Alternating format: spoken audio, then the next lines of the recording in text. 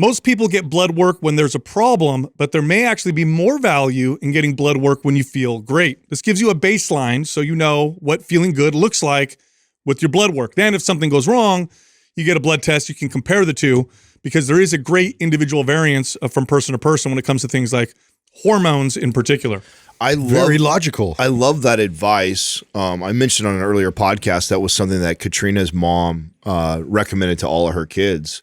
And, at first I didn't think that was that important. I figured like, if I feel bad, then I'll go check my hormones. Then the doctors will tell me if it's good or bad. And obviously through my journey of, hormone replacement therapy and watching my blood work and also that, what I learned was that, there's such a huge range of what is considered normal or okay that you could waver from being at the top end of okay, move all the way down to the bottom end of okay, and a general practitioner will go, "Oh, you're fine. You're not in any danger in this range, but you may be suffering from these symptoms of feeling terrible. Like, oh, I just don't have energy. I don't have the drive I used to have. Like my libido is down, but then I go get my blood work and the doctor says I'm okay. So then you're like, what the fuck? But had I known that I run at this level on the high end of normal and I'm now at the low end of normal, which by the way, could be a 50% reduction.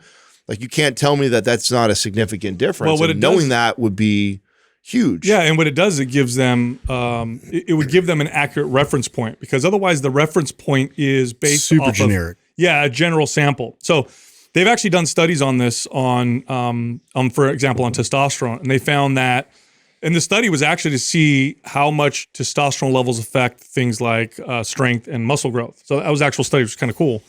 And what they found was that, and these were all men within a healthy range, okay? So it wasn't like they took people super low, super high. It was like, okay, we're all within a range of each other.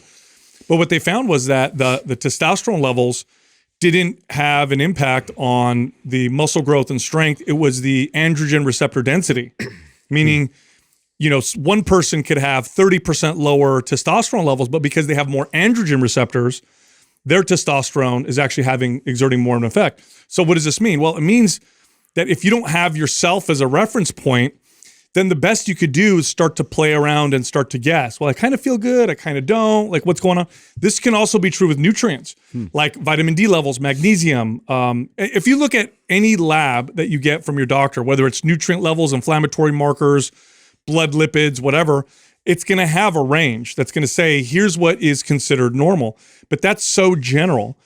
I think it's far more valuable to have a reference range of when you feel good. So if you feel great, now you have a snapshot of that.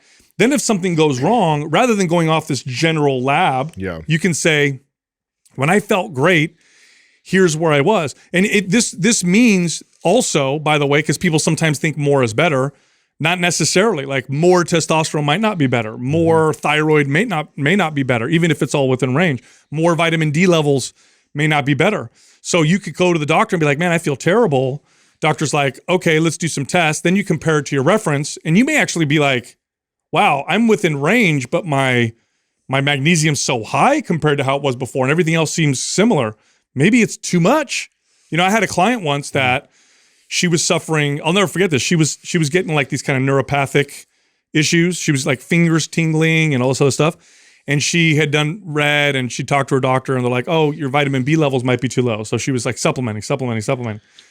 Finally, she found this other doctor who says, you're taking too much vitamin B or Bs, and that might be what's causing it. She brought it down, and then she found that she was okay. Now, had she had a reference, she might have been able to go and see, oh, it's so much higher than what it was when I felt good. So there's such a difference, because it's not just nutrients, it's uptake of nutrients, it's cofactors, it's receptors that hormones attach to. It's also the ratio of hormones. For example, you may have high testosterone and estrogen may be in range, but the ratio of estrogen to testosterone is no longer ideal for you. So now you feel like you actually have low testosterone, when in fact, it's just the ratio. So having a reference is so valuable. I wish I had a reference from when I was younger. I think that's a big misconception. The general public is like, if they see a deficiency, in one thing, especially with hormones, because it's so complex in terms of being able to get them all to be in perfect unison and balance, that just raising one, if it's deficient, is going to like solve all the problems, when in fact they also have to kind of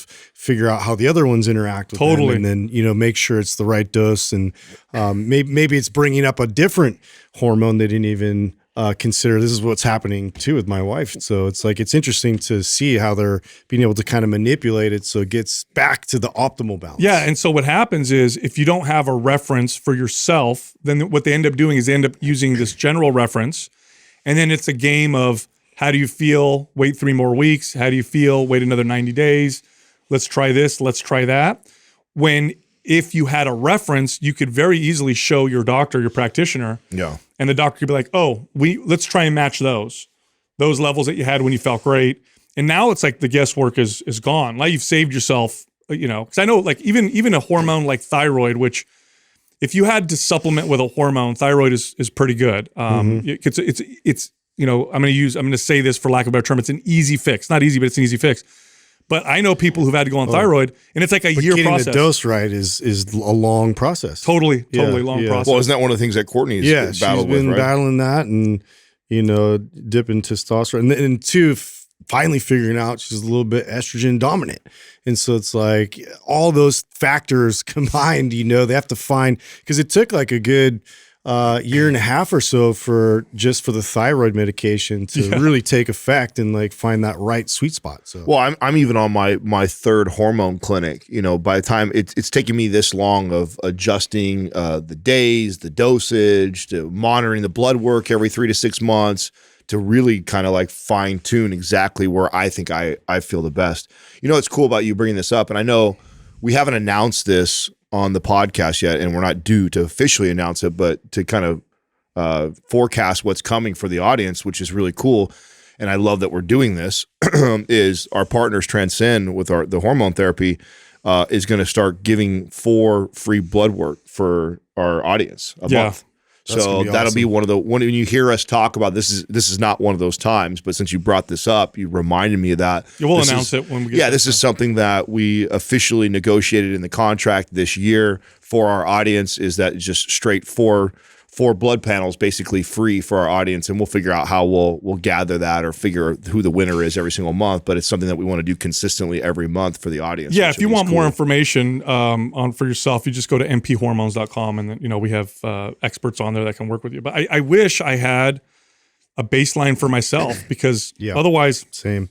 You're going off of, like to give another example, and I'll use, just because this one I know the most about, right? I'm by no means an expert in hormones or nutrients. I have some knowledge, but by no means am I an expert. But just with testosterone, for example, let's say you go on testosterone replacement therapy because you've exhausted all the natural methods of trying to raise testosterone, whatever, and you're just in this place where you're like, okay, I'm going to use exogenous testosterone. The process by which your body produces testosterone also produces other hormones, other pro-hormones, DHEA, pregnenolone. You have, estrogen balance with it, estradiol, there's free testosterone. So it's way more complex than just, here you go, here's your testosterone, let's raise it. And initially maybe, oh my God, I feel great. And then after a few months or 6 months, you're like, well, I don't know if I'm feeling so good. And then they got to go back and look at all these other things. So when you have a baseline, oh my God, the value, it would be so great. I wish I could do that. I wish I could have gone to someone and said, oh, here's what it was when I felt pretty damn good. Yeah. And, and then they're like, oh, cool. Now we have some levers and get us back to that optimal balance. Well, think about it. Think about how individual your workouts are. Yeah. Like how your workouts, the most effective workouts you can do, need to be individualized to you. Think about your diet, right? Think about your lifestyle.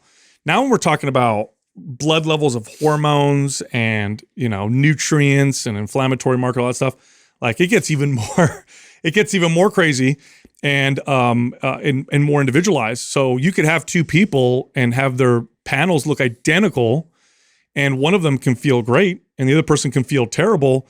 And then you're going to play this game of, all right, well, let's mess with some stuff, wait a month, mess with some more stuff, wait a month. And it's kind of a long drawn out process. So aren't testosterone supplements one of the most profitable or the most sold supplements on the market? Not most sold, but definitely one of the most profitable. The margins on them are pretty Is tend to be is pretty that good. true? Yeah. And for the most part too, they're kind of a waste of money, no? Yeah, some of them work, but they work when you have low testosterone, like really low testosterone. And then there's also kind of this like limited span of effect. So let's say you take a supplement like ashwagandha or Tomcat Ali, yeah. both of which have been shown to raise testosterone. Do There's like a you shelf to that? Yeah, do you continue to see and feel the effects a year after taking them? In my experience, no. In my experience, you don't. My experience, it's like 60, 90 days. And then after that, you kind of don't get the same effect anymore. And then you got to go off and then go back on type of deal. But I can definitely see the value of them in combination with things like lifestyle factors and other things. So I don't think they're not valuable. But the other thing too is there's so many products out there that will improve the symptoms of low testosterone, but not actually raise testosterone. So like there was a very popular supplement back in the day for testosterone raising. It was called Tribulus terrestris. That was the name of it. And it was always sold as a test booster. It doesn't raise testosterone, but what it does is it increases libido. So guys would take it and be like, "Oh my God, it's working! My testosterone's going up." It's like, no, you're getting hornier. Just more horny. You know? Oh no. Well, I mean, that's what I experienced. For the listeners that have been listening for a long time, they may recall when I went through that process of trying to naturally raise my testosterone it was over a year. I mean, we were doing everything. Yeah, and you had me on all kinds of supplements, all the ones that you listed. And I remember the initial feeling of like, oh, bro, I think I'm feeling better. Like, and feeling like I was on the mend, and then feeling it kind of plateau and then kind of dip back down again. And yet I was still consistent with it and being like, oh man, that sucked. Like I felt a little bit better from it, but then after that, it kind of felt like it ended. And it really was maybe a couple months. It didn't last very long. Exactly. That feeling of it was getting better, and then when of course when I went and did the blood work, what I saw was it really hadn't moved the needle. Yeah, at once all. I hit my mid-30s, obviously this is all hindsight, right? So it's clear now, but it wasn't so clear then. Once I hit my mid-30s, I was cycling supplements like that so often because I would feel so terrible. Now looking back and obviously realizing that I had like kind of permanently negatively affected my hormones because of some of the actions I took in my early 20s, which by the way, now there's studies that show that if you take hormones in your late teens, early 20s, the odds that you'll struggle with low testosterone in your 40s is high. Increase, right? Yeah. Is really high. I mean, that's what I attribute mine to. I mean, Yeah. I've openly talked about my steroid use in my early 20s and not only using it, but then using it so inappropriately, not knowing what the hell I'm doing and thinking that I was invincible then, and then paying for it when I hit 30. And that's about when I felt it was 30. So I had done it in my early 20s and that off and on through my mid 20s. And it wasn't until I hit 30 did I really start to feel. You know what sucks about that? And I'm going to be really honest, right? Because I went that route too. There was, I've talked about this in the early 2000s. They had all these over the counter designer steroids, and so I think I felt better about it. It was the same thing though. And had you told me then, hey, if you do this, there's a high chance you're going to have to go on testosterone replacement therapy in 20 years, I probably would have been like, all right, I'm going to keep going. Oh, I you know would've. what I mean? I mean, I knew. I don't know if I would stop. Oh, I knew the risks that I was taking. I'm like, I knew like it. People ask that too a lot, right? So I've been asked that, and I don't regret it. Like it's also given me the opportunity to communicate it because I'm not the only person that's done something stupid like that. And so I feel it's given me the opportunity, and we have a platform that I can share my story and tell people to be cautious and be smart. But I don't regret it. And I know that if 40-year-old wiser me came back and tried to talk to 20-year-old me, even if it was you, even if you appeared, oh my God, it's me in the future. I'd just be all right, cool, bro. Get out of here. See you in 20 years. You look all right. Yeah, Yeah, you look cool. You're doing fine. Yeah, you look like you're all right. You're doing all right.